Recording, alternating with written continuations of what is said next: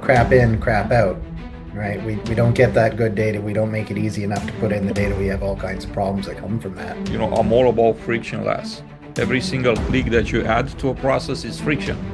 That's friction. Every single click removed, thumbs up.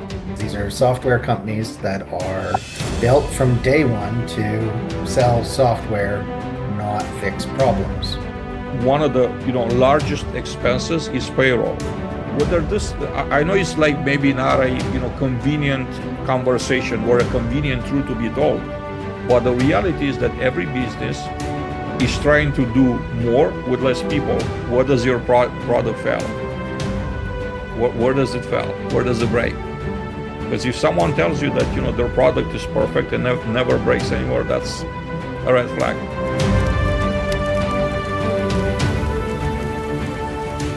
Good to have you all back. We also have a number of new, I guess, guests that haven't been on a call. I made it available to even executives that aren't necessary in a facility space because I think this is a conversation that is not really relevant to us in a facility space, right? It is to us, but not only to us. Craig, good to have you back, sir. I would like to hear your opinions as we move along because you're representing the tech side of things, right? So I will be criticizing and you will be defending. I'm just kidding, of course. I'm not going to criticize. It's just want to make it a conversation that's really about what's important for us, what to look for, and like really a conversation, not just me talking at the group. So with that being said, something that I've noticed over the years is that obviously technology is more and more part of our lives, part of our jobs. The unfortunate part is that a lot of times we end up having bad experiences with two pieces of technology, and everything else kind of like becomes sour after that, right? Or it feels that way. A lot of times it's just too many clicks, too much friction. A lot of times it's just something that's being portrayed as technology, this basic Excel spreadsheets that are being transferred online. Not really something very helpful. On the other end, I had to say that there's a lot of it that makes our experience as workers in a field or managers or leaders more pleasant, or makes things easier for us. So I want to attack it from all angles and basically share a little research that I've done and also my personal experience for the past several years. And I will love your takes on it, just like we've been doing it for a while right now. Feel free to use the hand raise feature on Zoom if you want to speak, or you could type your message in a chat box, and I'll love to make this very interactive. So unfortunately for us as an industry, we have become the operation side of the industry has become like a more and more a software management industry. The numbers that came up in our conversation are pretty staggering. 10 to 20 solution providers used by most multifamily operators across a customer journey. That's a whole lot, when you're counting in so many logins for everything, so many switches in between the platforms because you don't have things in one place. The average number of apps per company in 2025 is 101. Recording in progress. So that's another staggering number. Where do you start, right? What do you use first? Because if we just going over technology and what we're using, is it actually any time left for us to do any work, especially in facilities, right? It's a pretty hands-on type of work, right? Versus, and is there a better way? Is there a better way to use technology? Or even before we use it, are there ways that we could I guess, put together to actually vet the technology before we become a user, right? To just vet it before making sure that it's something that actually will help, not impede our operations. There's studies that are showing an average of 4 hours lost per week to app toggling back and forth, and roughly about 1,200 switches a day between various apps. This is per end user, per employee. It's kind of hard to be able to do just about anything, any type of work. More stats out here. 68% of property managers said they're reluctant to adopt new property management software in the next 12 months. Half of them also said the job is hurting their mental health. So the job becomes a burden for some, right? For probably more and more. And that's a real concern. So is it technology actually created to help, or it's actually going the other way, right? What does that translate into? Workers toggling in between various systems 1,200 times a day. It's incredible, right? I mean, that's just an unbelievable number. I had friends that build technology. A founder actually shared with me not too long ago. He said, we had a help desk ticket. Someone said, my login doesn't work. And then they asked, what is the login that you're using? And the employee shared a login for a different platform. They didn't even realize that they were on their own platform. So it becomes, in a way, probably it's like comical, but when you think about what they have to deal with on a daily basis at the site level, I think it's a pretty serious issue, right? And the question is, how do we make sense of it? How do we address this? And how do we make it manageable so people don't feel like they're being punished with technology? I don't think that for the most part, people are resistant to innovation. They try to protect their time, and they're for sure resistant to bad technology, not to just technology in general. I'm always making the case that, the people that say our employees are not tech savvy, they're not going to embrace technology. Well, how about this? They're using a phone on a daily basis. There's apps on a phone. That's technology. There's a lot of technology. And they navigate pretty well. Most people are, right? They don't have to be like savvy, I guess, a savant in using technology. The bottom line is they use technology, but they use the technology that works, right? And then works for them. If the technology providers, create a type of experience for the end user, I don't think that that's going to be a problem for the end user. Create frictionless technology, and they will embrace it. I have more stats here on a buying side, right? How do property management companies buy technology?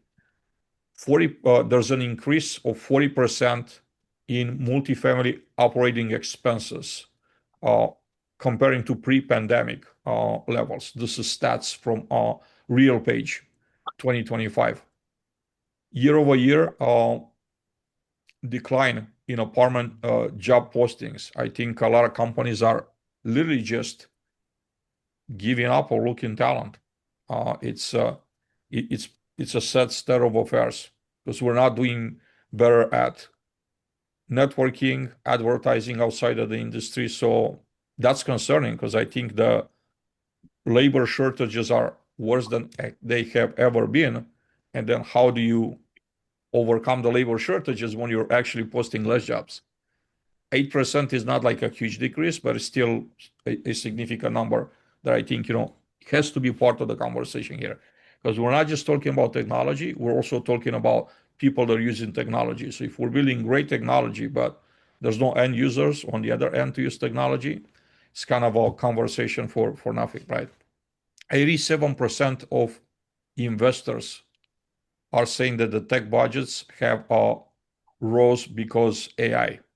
This is stats from JLL, a study that they put out last year.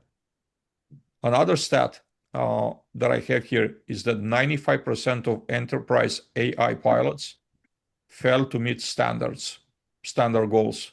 This is a study that was put out by MIT, Massachusetts Institute of Technology. And then another stat is that only 5% of the commercial real estate occupiers in occupied buildings achieve all AI program goals. This is another stat from JL that was put out last year. Operators now are vetting without having the infrastructure. 67% of B2B buyers prefer a rep-free experience. They don't want to have a demo. That's what they prefer. Stats are from Gartner, a report that came out last month, 2 months ago, March 2026. Another stat is that in order to get to someone to be interested in a product, it takes between 7 and 17 pieces of content being consumed before they get to start trusting that this is a product that it might be good for them. So that's like an interesting stat, how long it takes until someone gets to become interested. 80% of the multifamily operators are lacking the resources to vet PropTech confidently. Smaller companies, they don't have a chief technology officer.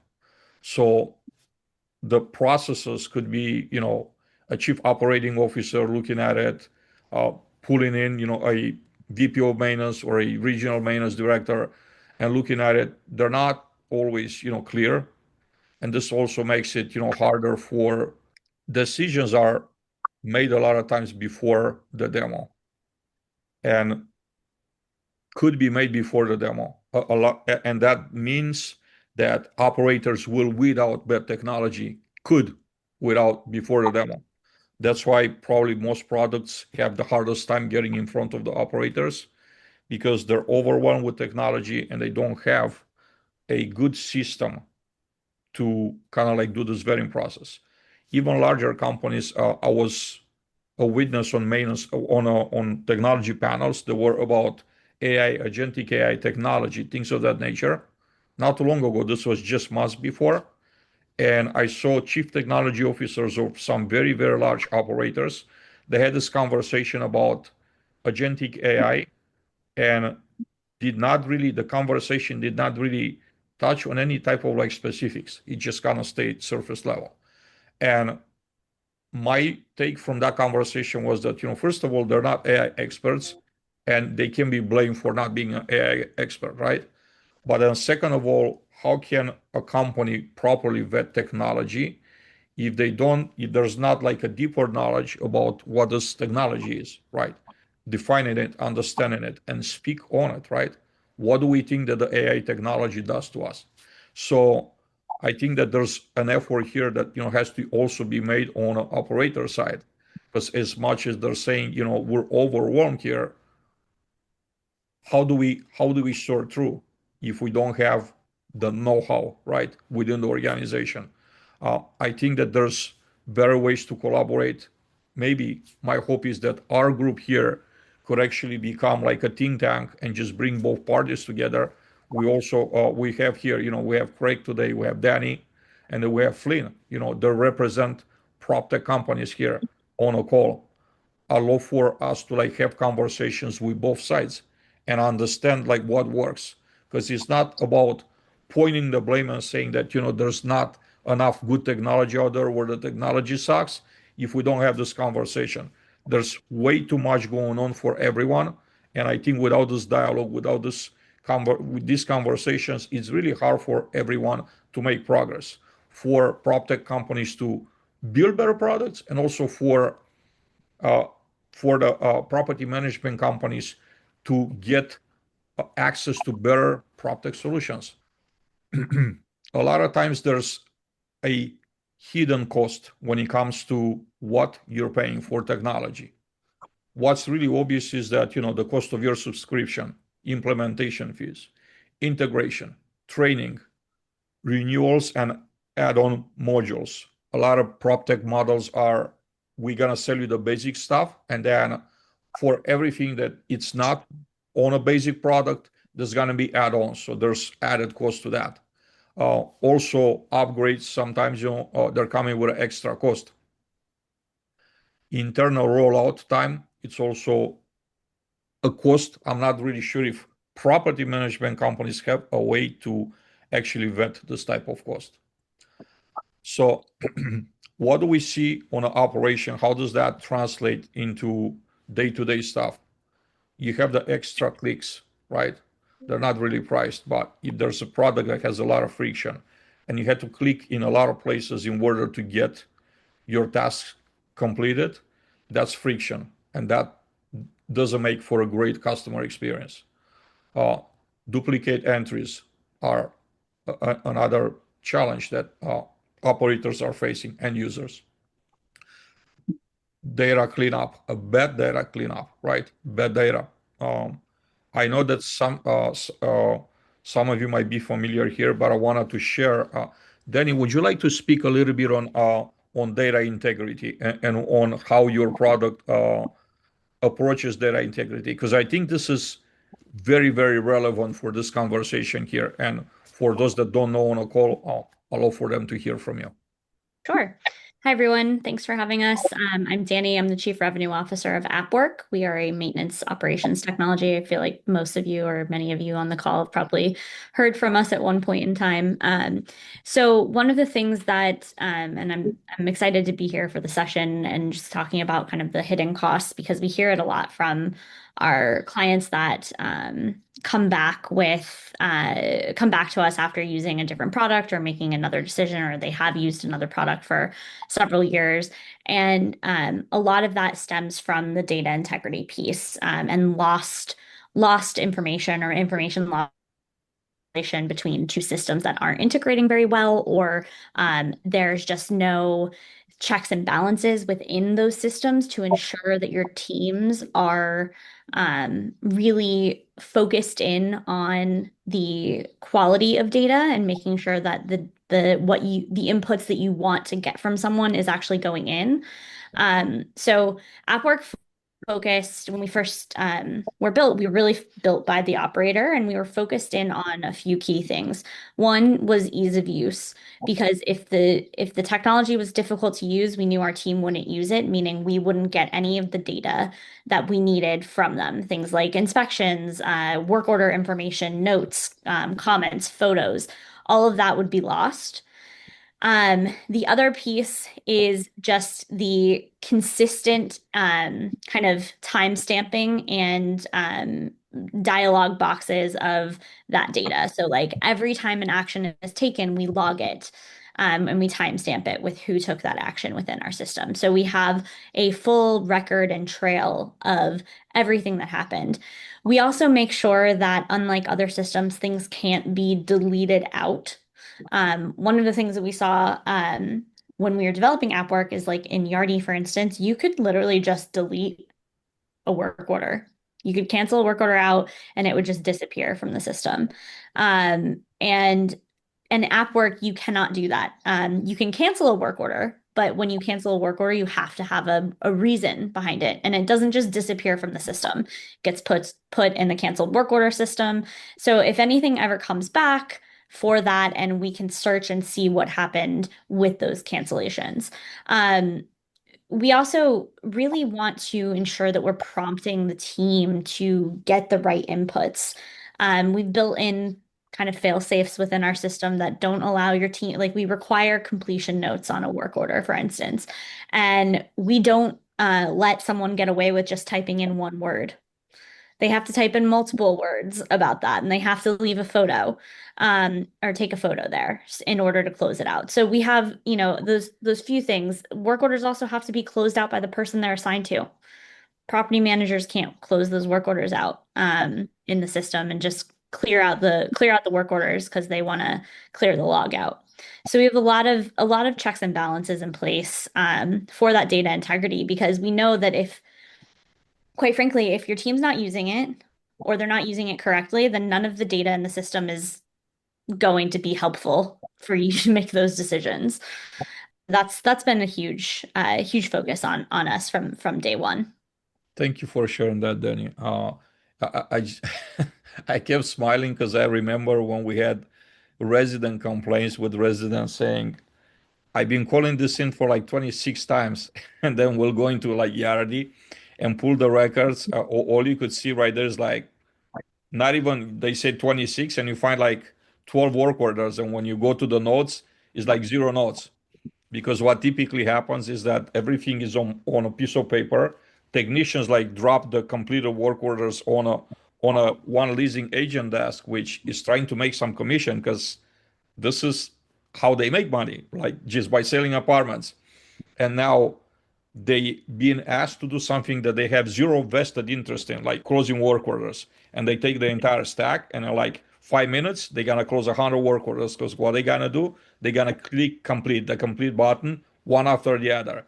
And then we wonder, well, why is this thing like not really telling us anything? And it's funny because we always have this conversation when somebody like complains, when there's sometimes it's like an escalated, like a lawsuit, waiting to happen. And we're just scrambling over and over again.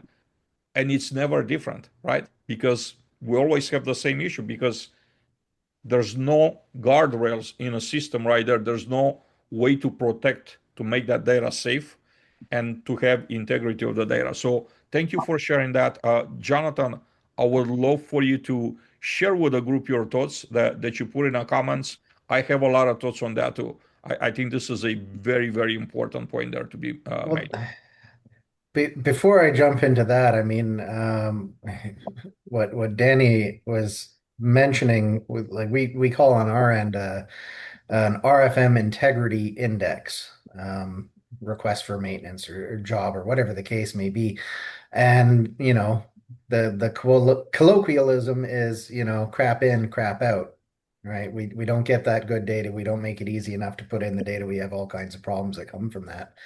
And that's, I mean, in companies or software developers where those best practices are kind of like the foundation of the software, you're going to have a much easier time, especially as we're going to see a lot more scrutiny coming from the insurers. We're going to see a lot more scrutiny from investors, for companies that are using those best practices and using apps with those best practices baked in. So it's really encouraging to hear that you already took those steps towards immutable records, and I hope everybody gets on board with that soon.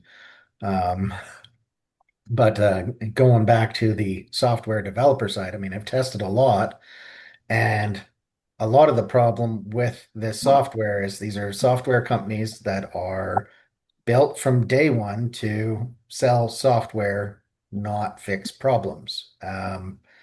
Something that Guillermo brings up with some frequency is like, well, what problem are you solving? And I love him for that, because if the problem is how do I sell this software, you're not solving the problem of how do I get good data in for my property manager, right? And this is why the software isn't built for front end users, because as soon as they touch it, they're going to be like, well, this is how I got around it.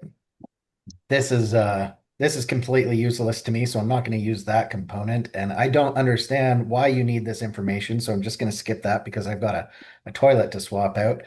And they'll just absolutely destroy the app before it even gets to the sales pitch. So they don't market the software towards front end technicians. And I don't know, I'm gonna predict that the market is going to trend towards like going full circle back to the best practices, because it's going to be painfully obvious to everybody in the near future. And yeah, that's my thoughts on that subject. Yeah, a lot to unload here myself, right? I think that the typical process of building technology, and let's just take our example in multifamily facilities, right? Maintenance type of product is that someone thinks that they're solving a problem, right? We have this great idea, we're going to build something great for maintenance. They typically never done maintenance, right? They just think that they have a great idea. They're hiring a team of developers, they're writing code and building the product that they think is going to solve all the problems. And then they're hiring an army of salespeople, and they're sending out to sell. but then the end user is never represented, is nowhere in this picture, right? It's nowhere. And if they put any thought into it, the thought is towards, like Jonathan, like you said, towards the corporate office. Whom at the corporate office we need to impress? How can we make the dashboard look prettier, right? More attractive. The end user in a field in maintenance doesn't work with a a dashboard. They don't care for a dashboard. They care about a simple product that does exactly what they need, they needed to do. Complete a work order, manage a make ready, complete an inspection in a simplest, the most easier way possible with the least amount of clicks to do in a most natural way. Ideally, to me, in today's time age, is like speaking to an app or speaking to your phone, and instead typing in notes, literally just speak into it and just say, I replaced this garbage disposal, here's the picture, complete my work order. And the app, the technology should actually just do that for you. Technology is available for that experience to exist, and there's no reason why it shouldn't, really. I have we have more comments here. Vinny, would you like to weigh in? Would you like to step in for a few minutes? Are you in a position to do that? Yes. You have some really good comments, so I would like for you to weigh in on Yes. what you dropped in a chat box. Yeah. So, yeah, I agree with everything. I'm not resistant to technology. Again, I'm resistant to technology that doesn't work, and that slows me down. And it seems like the overwhelming amount of technology that's out there does just that. Like I'm using Leonardo, and you're saying like 101 apps per company. I mean, that's crazy. It's a crazy statistic. And I mean, even in just like the 4 or 5 that I use between Leonardo, ComVibe, Yardi, they're not integrated well to begin with. And then like even like the whole thing, that Danny's speaking of, for me personally, I'm still old school, and I like I said, I don't resist it unless it's just bad or slows me down. Taking pictures and typing in all this stuff and all that stuff, I could be on to 4 or 5 work orders from that. And I would love to see a challenge of people that use the technology and then have a bunch of old school people. And I would gather to say we would run circles around the new school people all day. By the time they get on their phone out and take the picture and get to the work order I'll come in the morning, I'll print out my work orders. I'm done with my work orders by 12 o'clock noon. Everything done on paper. They're done, closed out, done. Now I go on to my punches and my grounds, make sure everything else is great. I do my grounds first thing, really, but I have somebody else here to help me. It's different. But I would really love to see a challenge like that, because I really don't believe the technology is making us more efficient. If anything, I believe it's slowing us down. It's good for people that aren't in the business, haven't been in the business, they're not that inclined. But then again, a good manager can overcome all of those inconsistencies better than technology can. That's just my take on it. And I mean, I'm very passionate about it, as you can see. I just see it time and time again. And I don't think we're creating an environment for the technicians that are coming into the field that's really going to hold anything for them for the future, because I think they're taking eventually a lot of the management positions out of the way with the technology. It will be supplanted by that, because a lot of the stuff that we do is prioritizing stuff, whether it's an emergency, it's on the fly. Something comes in, a call comes in from the office. We have to know that's not as important as this right now. We have to shift on the fly and go. I have new kids in here and all the time, and they have no idea of this stuff until I tell them. And I say, this is why I do it this way. This is more important. And I go through it. I don't know if the technology is going to ever break it down to them like that, or like I say, putting the way you take the screw out so it doesn't fall into the pump or something. You have to tell them these things. They're not going to most of the time learn that in a video or any other way, unless they get trained, somewhere in a technical school where somebody that's teaching them could show them that as well.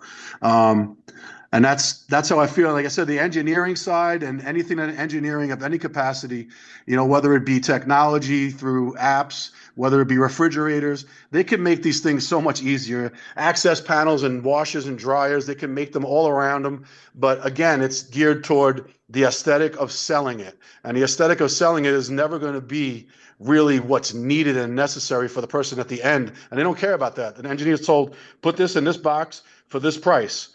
That's it. Make it be able to do this, this, and this in this box. And it's the same thing we're doing with technology, is trying to use that old the old adage of like whether the engineers they don't have to make it user friendly. They just have to make it and at a cost that's going to be profitable for the company they're working for. And I get it. Everything's about making a profit, but who pays for it in the end is the industry that we're in.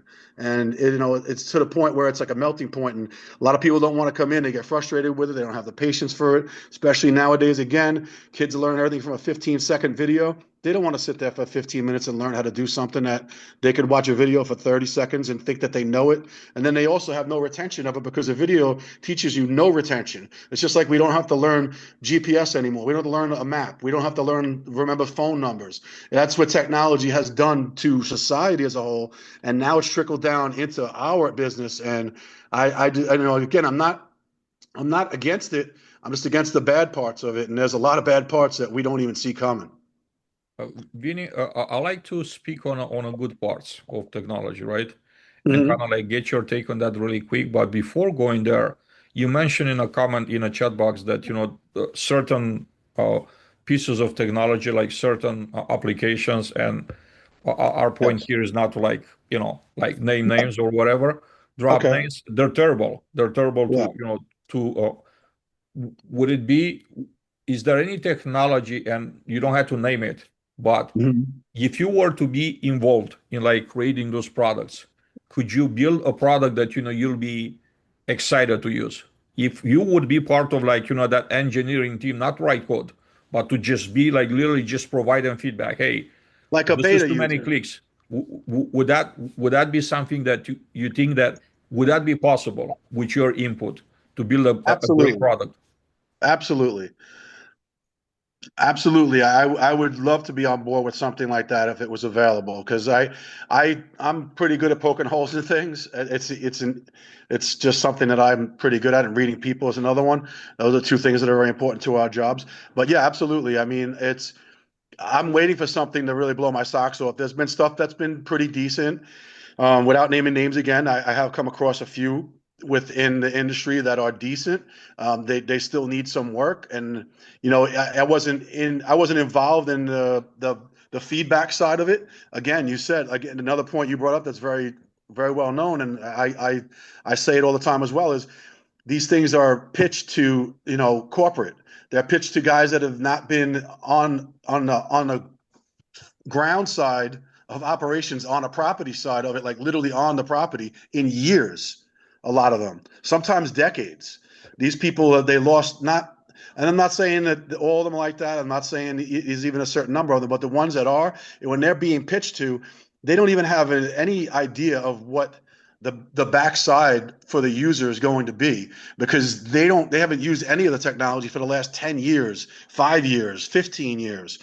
So how could they relate or be able to even give any kind of feedback, whether positive or negative? And again, like you're saying, besides the aesthetic look of it, like the nice dashboard and colors come up and blah blah blah. And like you said, we don't look for that. We look for something it's ease of use, and we get on to the next thing. That's just how we have to be. It's how our minds have to operate. Like I said, as far as being able to prioritize and get things done, we got to move on to the next thing.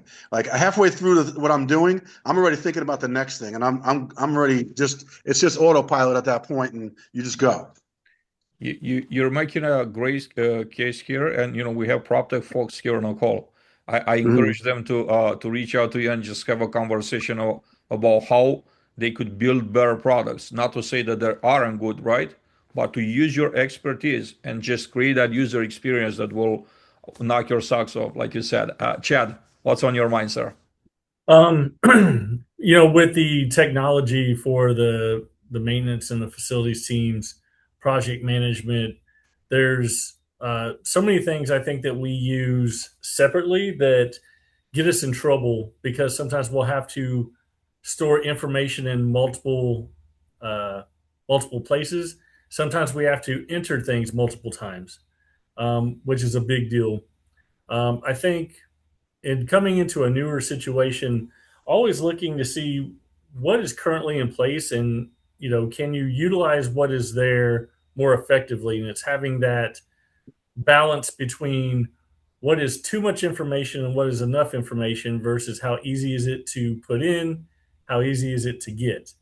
um, I agree with Vinny on a lot of things. Also, too, sometimes it's not necessarily the apps or it's not the integration with. It's the fact that if you're trying to use these in a setting, let's say that doesn't have a um, property-wide Wi-Fi, and you're always having signal issues, and it sits there and it just spins and it just spins and it won't, it doesn't work as intended as easily as intended. That is also a big deal that just really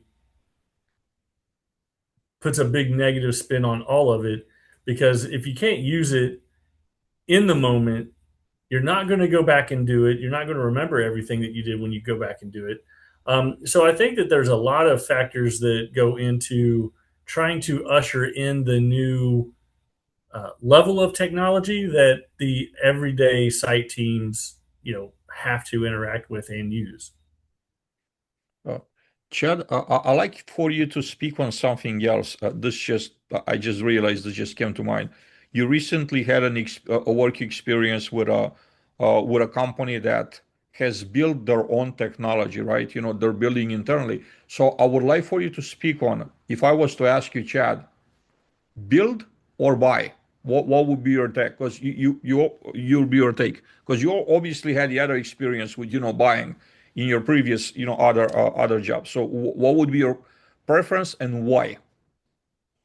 So the experience with the company that actually literally built theirs from the ground up, they had it integrate in a way where they were still using something like like Salesforce, but for the add-on for that, they really designed it. Not only did they design the the app for the service teams, it also integrated in at a certain level with self-guided tours and all of those things. So if there was an issue in an apartment that maybe would have shown that the apartment was ready, but something happened, there was a leak, there was something, the once that was acknowledged by the site team, they knew that they had to work in there. There was currently working going on. Once they put that in the system, it took that off of the option to have a self-guided tour. So you couldn't have people walk into an unmade ready apartment. You If you had an issue with say accessibility on the building, you could actually use that app and it would filter into other parts of the business without having to go and enter that 5 or 6 different times or have someone else enter it somewhere differently. So the way that they were able to do that, I think, goes along with what you're talking about, having more and more input from the people who really use this technology every day and how easy it is to use. To tell you the truth, running through my brain right when you said, hey, there are apps where you could just talk to it and say, if we could do that in the maintenance world, how much better off would we be? Because I know a number of people that would like to just say what they did and complete it out instead of having to write it out and do everything, because that could be very simple if it is very reliable. Great points out here. And again, I'm all about frictionless. Every single click that you add to a process is friction. That's friction. Every single click removed, thumbs up, right? The more clicks removed, the better end user experience. I have put together a set of questions to ask when you're looking at technology, when you're vetting technology. The first one that I have here on my list is what breakdown do you solve? And why does this question matters? If someone tells you, a service provider, a technology provider tells you, we solve efficiency or visibility or we're an AI power tool, they're definitely not having like a specific product. They're not very specific. To me, there's like absolutely disqualifying answers when you get that type of answer, right? If they're not really able to articulate what pain, what breakdown they solve, that's definitely a non-starter for me. Um, and we have this situation across, all sides of the business. We're not just talking here about our our maintenance side of the business. The same thing applies in any type of product, leasing, you name it. Um, Second one that I have here on the list is that if I'm using your technology, what work disappears? What do I not have to do anymore? How does this like reduces the amount of work that I'm doing, right? That's very important. Because if you're not able to answer the question of how does that reduce the workload for me, all I actually done is just to add more expenses to my expense line. The very first thing that I do as an owner operator when I'm buying new tech is to add an expense. Can I balance that out with something, right? That actually uh, reduces the amount of work. I've seen very often, I've seen very often uh, decks, presentation decks, they're saying our our technology saves you 1,000 man hours. And I think that's I think that requires like extra questions. Okay, walk me through this. Tell me how you came up with, saving these hundreds or thousands of hours per employees. That's just without being able to like explain that KPI very well, very specific. I think that's also a red flag, right? Because we can just guesstimate, right? But if there's available data, I'll be the first person to tell you. And why is this? Because at the end of the day, a owner, one of the largest expenses is payroll. And what they really care is that, am I gonna be able to eliminate an employee from the payroll? Whether this, I know it's like maybe not a convenient conversation or a convenient truth to be told, but the reality is that every business is trying to do more with less people, ideally, right? Businesses are not in business to like create huge teams just to add more on a payroll.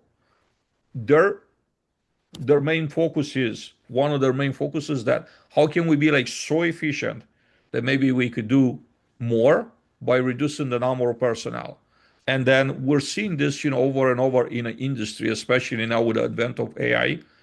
There's companies that have laid off thousands of employees thinking that they're replacing them with AI. Whether that's going to work out for them or not, time will absolutely tell. But this is always in a business owner's mind, right? And I think for PropTech, for a technology company to have a solid proposition is that I build a digital employee for you. How about this? Like I build a digital employee. My product actually, if you implement my product, if you have a site that has like 6 maintenance employees, you could do the same work with 5. That'd be an incredible sales point. Like that will really get my attention if I was, to be the owner. Um, Another question that I would ask: what does your product fail? Where does it fail? Where does it break? Because if someone tells you that their product is perfect and never breaks anywhere, that's a red flag. I mean, I think we right here, just in this conversation, there were so many pain points being expressed that that's what we're dealing with on a daily basis. That's reality. We're living in this reality where people, where things break.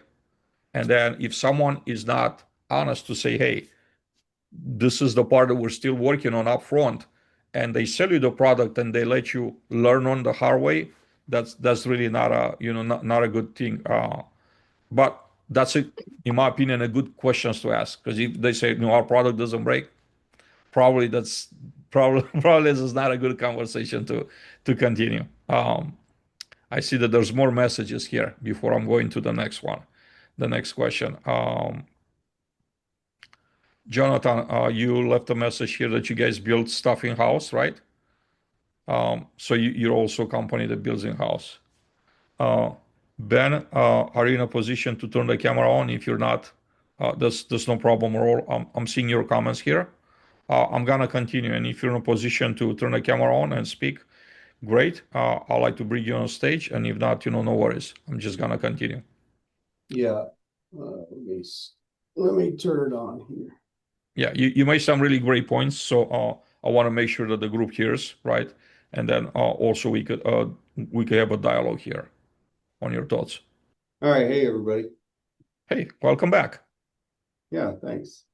I'm just sharing, playing devil's advocate, sharing different thoughts and stuff.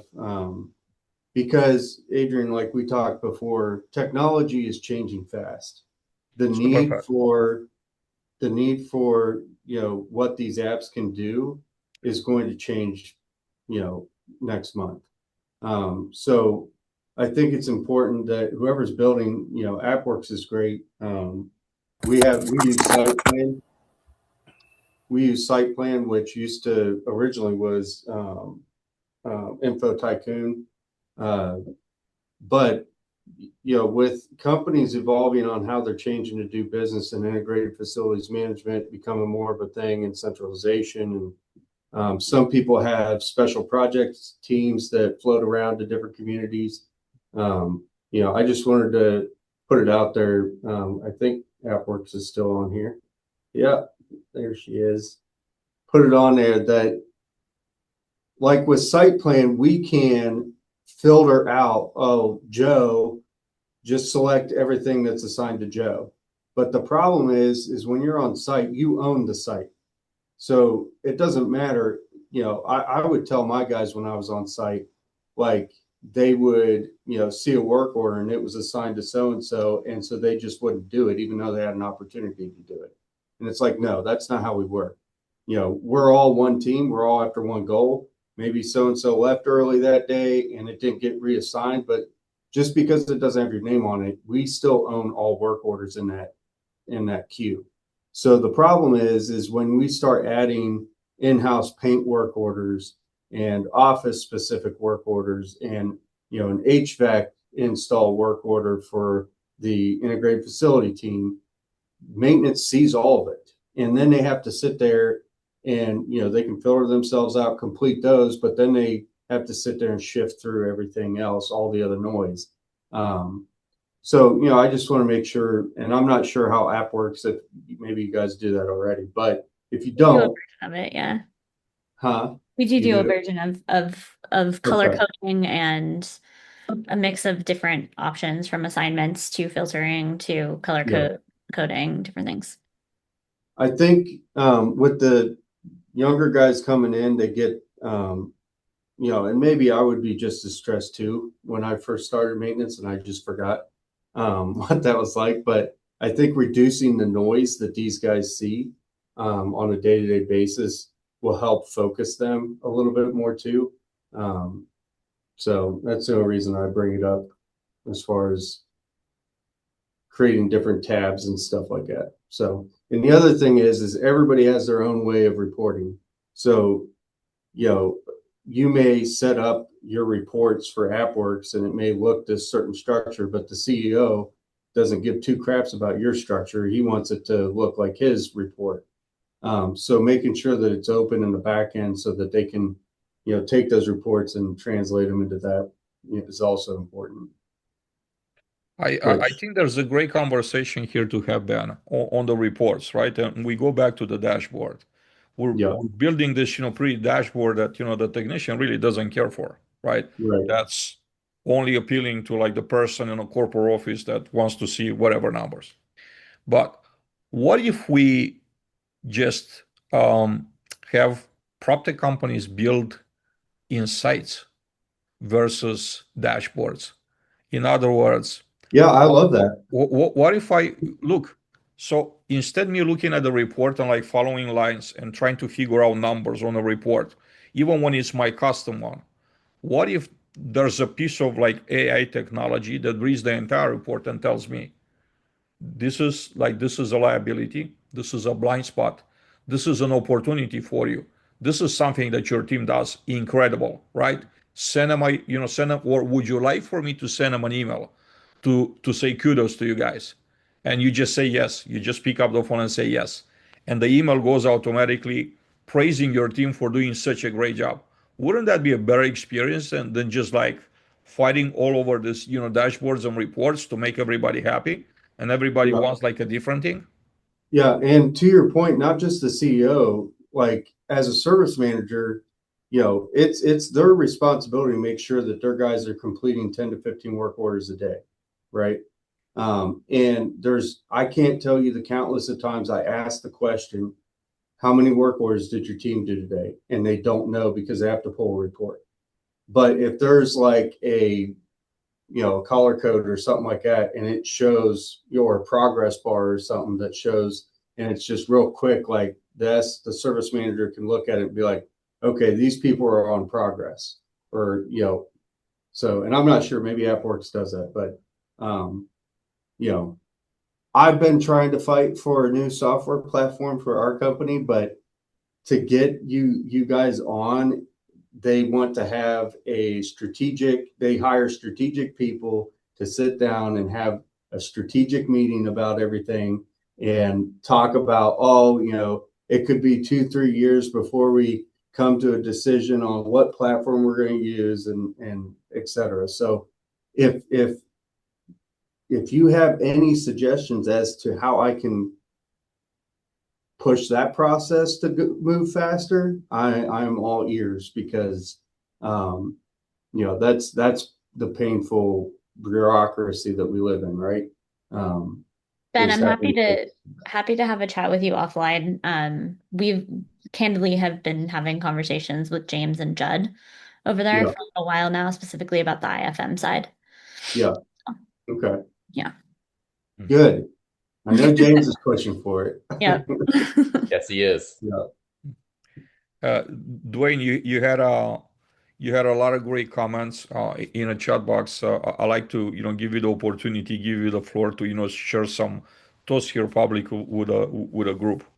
So the first thing that I would say is, I would caution everybody is, keep in mind this is all really pretty new, and it's changing every single day, and it's going to keep changing every day and improve.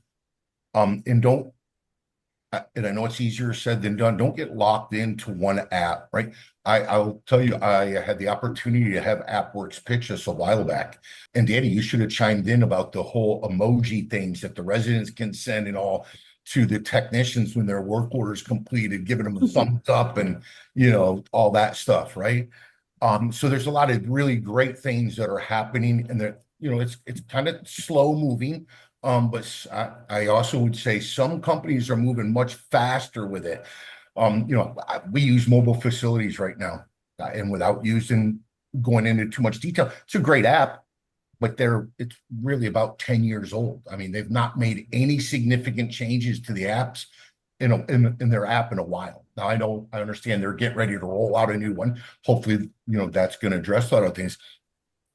But, to me, I look at three things: ease of use, not only for the employee, but also for the residents. A lot of us are looking more and more to residents being able to go in online and doing their own service requests to avoid leasing and office time tied up in entering in work orders.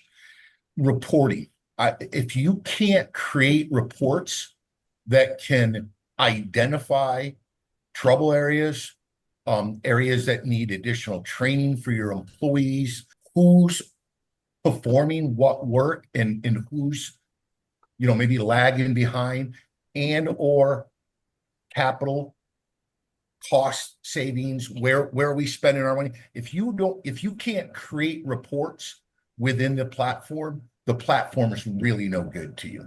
You've got to be able to compile that data and be able to extrapolate it so that you can put it to further use, right? Because otherwise, Vinny kind of hit on it. Otherwise, we're just creating more work for the maintenance guys to do work orders, right? to complete a work order. Now, I will tell you, some of these apps now, it don't take any longer for me to knock out 10 or 15 work orders using an app, as opposed to the 5 to 10 minutes I spent in the morning to print off the work orders, to distribute them all, and then go do the work order. The other thing is that the time that's being eaten, quote unquote, to fill out the work orders, the only reason anybody's acknowledging that time is because nobody was doing the notes on the old handwritten and printed work orders anyway. So that information, when that service request was completed, was useless to us, right? That had no information that we could extrapolate off of it either. The next thing is accountability. Does it give you the opportunity to hold people accountable, right? And then last, and kind of touched on it with the reporting as well, as what other things can we do with it? Is it just a platform that's going to allow us to do service requests? What about inspections? What about scheduled preventative maintenance? All those things. We've got an app that I won't mention the name, but we used to use at a previous company. I could do a property inspection in a third of the time than the old Excel spreadsheet that we used to do and fill out all the information on. And best part, pictures are documented, all the notes are tied together. It's time and date stamped with the picture that can't be altered. So if you ever have a liability issue that comes up down the road, you've got your documentation and it's all documented. So there's a lot more that I think we need to look at, especially when we're talking about service requests and work order apps for the maintenance team to operate, other than just completing a service request. When it comes to the end user experience, besides the features that you mentioned that are very useful to you, Dwayne, what would make it like a frictionless experience, right? I always go back to Uber and use them as like a gold standard for user experience. There's a good reason why you don't have to go online on YouTube and search for a training video for Uber so you could learn Uber, because you just kind of like open the app and you figure it out. It's so easy to use. And to me, that's like the ideal type of experience that every end user should have when it comes to any type of products, especially the ones that we're using in the field. And it becomes increasingly difficult for us to like operate when technology is actually not on our side, right? And it becomes a burden, a lot of clicks, a lot of friction. So what would that look like to you, ideally? The experience. Describe the experience. The end experience for me, a couple of things that I look at that I think are huge for the end user. One, do they have the microphone feature? Can they pop up the microphone and just speak the notes, as opposed to having to sit there on the phone and type it? The other thing is, how many steps? Somebody mentioned it earlier. How many steps do I need to do a single task, right? Taking pictures. Somebody had mentioned internet issues and all that, and Wi-Fi issues and connectivity and all that. A lot of the newer apps, you don't need the internet to operate them. You sync it in the morning, it's on the phone, you go out and you do what you do, and then when you get back to the office, you sync the phone and it uploads all the information to the cloud or the back end, wherever it's at, right? The other thing is, yes, you mentioned it, and I'd like to see more of this. If there's a way for that app to take the information that we put into it and compile it into, and obviously it'd be a huge amount of data collection to do everything. But if the app could take and identify trouble areas within the property, right? The information for that property, and that app could then extrapolate videos, training, or provide notes on the next guy that goes and has to do that same type of service request, whether it's in another apartment or another area of the property, right? Because then also provides them a resource in the field, as opposed to just more work to be done in the field. A lot of great feedback here from you, Dwayne, and the rest of the team here, the rest of you that share thoughts during the call. Probably a lot of great intel for AppWork too. If there's something that they don't have as far as like functionality, here's your end user right here speaking. I know. Yeah. It's a great group to gather intel from. But a lot of what has been named we have, which is great. So it sounds like we're on the right track. It's even better, like if it's not something that you should be considering, this is validation that what you already have, it's actually useful because that's the end user speaking. I thank you, Danny and Flynn. I think that Craig probably dropped. I wanted to thank him too. Hopefully he watches uh, the the recording of the conversation. This was great. I just want to create a dialogue here for us all to sit at the table and just like sort through the stuff.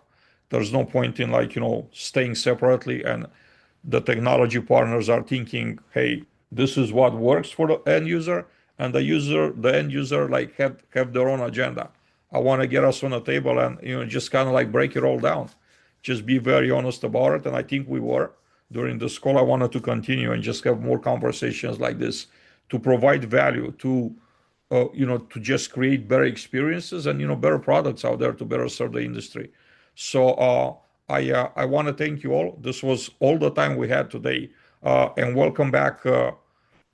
Welcome back, Chad. We haven't had you in a while. I would love for you to reach out and let me know what topics you want to see in our next meetings, and also to be presenting on the topics, right? Presenting doesn't mean that you had to carry for the entire hour, just to get a conversation started, and the group is going to take care of the rest, just like it happened today. I had many, like many points that I wanted to go to, but it was essential for us and for me to capture this, to capture exactly what the pain points are, right? Not just me talking at a screen or at you. So thank you all very much.